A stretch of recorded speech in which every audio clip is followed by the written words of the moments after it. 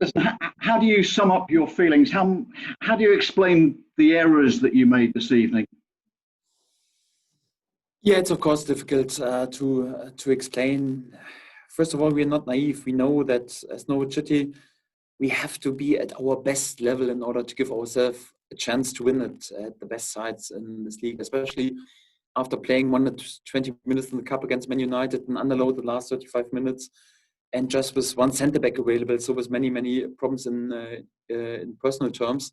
Then we have to play without mistakes and to achieve our best level. And yeah, like you mentioned, so once you are able to invite Arsenal, for example, for the first and for the third goal, then it's for us difficult to win points. Yeah, when we just judge this game by the statistics, it was pretty divided in terms of possessions, shots, duels, or whatever. But yeah, once we are there and make mistakes in key moments of the game, where then we know then the other teams have the quality in order to punish us, and that's what happened today. And for that, we can't complain about the loss because we made too many mistakes today.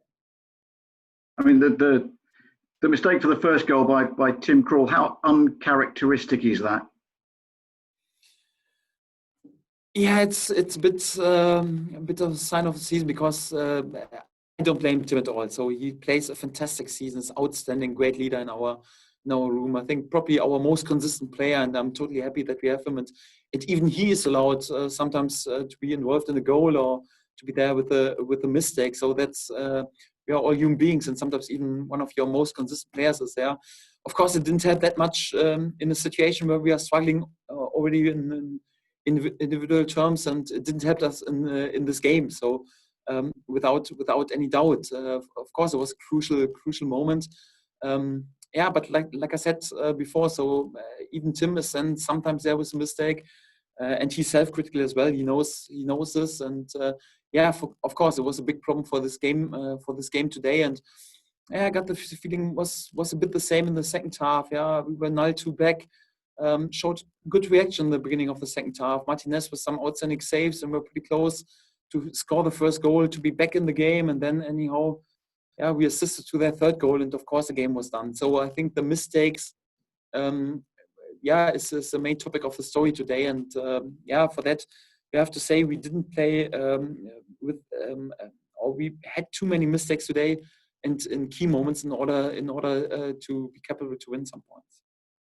How damaging a defeat might it be? Is it going to be difficult to pick the players up after this?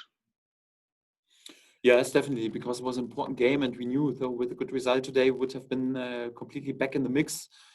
I think right now, after 0-4 defeat, so you're not allowed to speak about the positives or whatever. So you have to be humble and self-critical and speak about your mistakes. And I'm not willing after 0-4 defeat to give some fighting messages that we close a 6-point gap or whatever it is in the end. So it's more like after a 0-4 defeat, you have to concentrate on yourself and to be self-critical and to be humble and to make sure that in the next game you're back on your best level and you play without mistakes. So this is the topic. So my topic also, like what we will concentrate on the next days, not to speak about, okay, how can we close this gap during the next weeks. More like what I want is top performance on our top level to give ourselves a chance to win some points.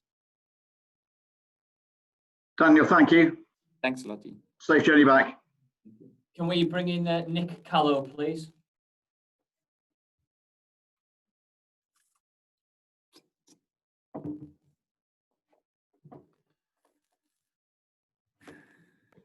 Thank you, Matt. Sorry for the delay there. Are you sort of giving up on your chance of survival there based on those comments? No, we will never give up. So as long as we have a chance, and if it's just a theoretical chance, we keep going. So we know even before the season started that we are the big favorite for position 20, and we always spoke about this quite honest and realistically.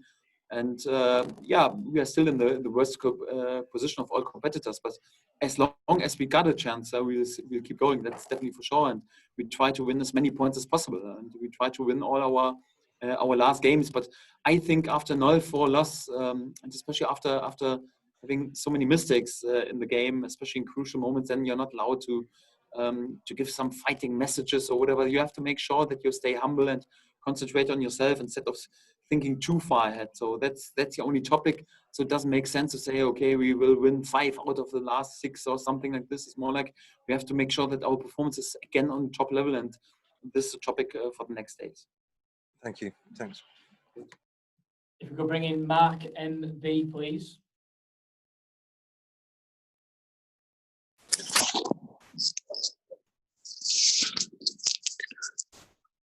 Hi there, Daniel. Hi.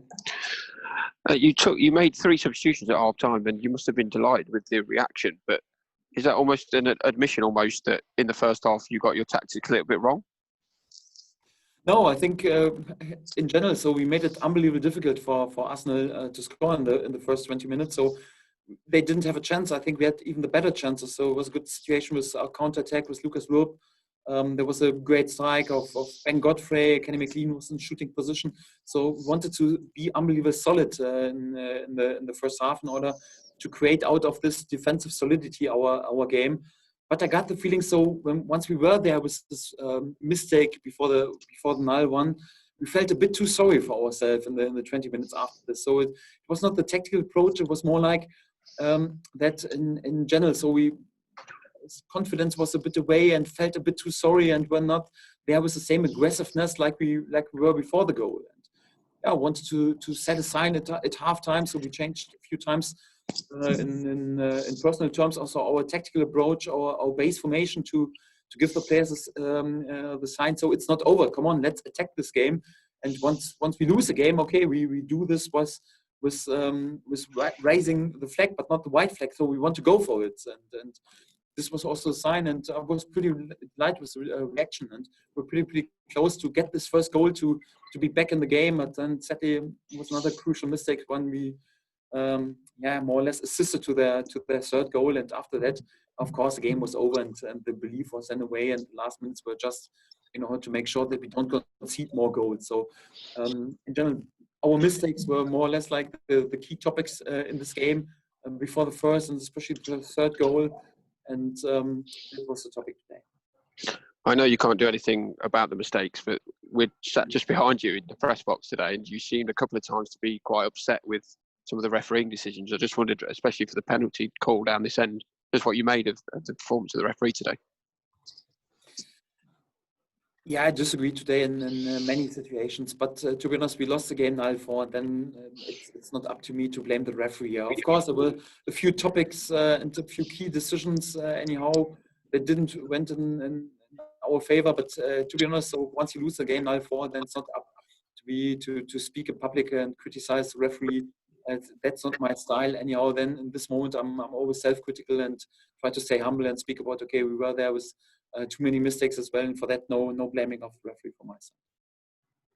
Thank you. Okay, can we bring in Paddy Davitt as well, finally? Hi, Daniel. Disappointing night, as you say, but you've always spoke about 9-game series. Are you still going to push those messages over the next few days with your boys? There's still a chance? Yes, there's still a chance, but in this best of 9 series, we're now 3 back, and we know though it's unbelievably difficult. But like I said before, so as long as we have a chance, we'll keep going. And as long as we have a theoretical chance, we keep going. We know that right now there are some games also against opponents who are more or less on our level, perhaps also in the league, and there will be some crucial games. But I think we don't have the right today to speak about too confident about our chances or whatever. I think once you lose the game 9-4, then you always have to be self-critical and humble and speak about, okay, what can we improve in order to play with less mistakes, and especially in crucial moments. We knew that it was, of course, today a difficult game, especially after 120 minutes against Man United, just one centre back available. So there are many reasons why we could feel sorry for ourselves. But I want us more to be self-critical and also to look in the mirror and say, okay, listen, we were not on our top level in terms of concentration in the key moments of the game. And this is what we have to make sure that we are back on our top level then also for the next games, and then we will see what the outcome is. But I want us to concentrate more on the performances right now, to deliver performances than just to speak about, okay, our situation on the table. Cheers, Daniel. All the best. Okay. Thanks. Thanks, everyone. Thank you.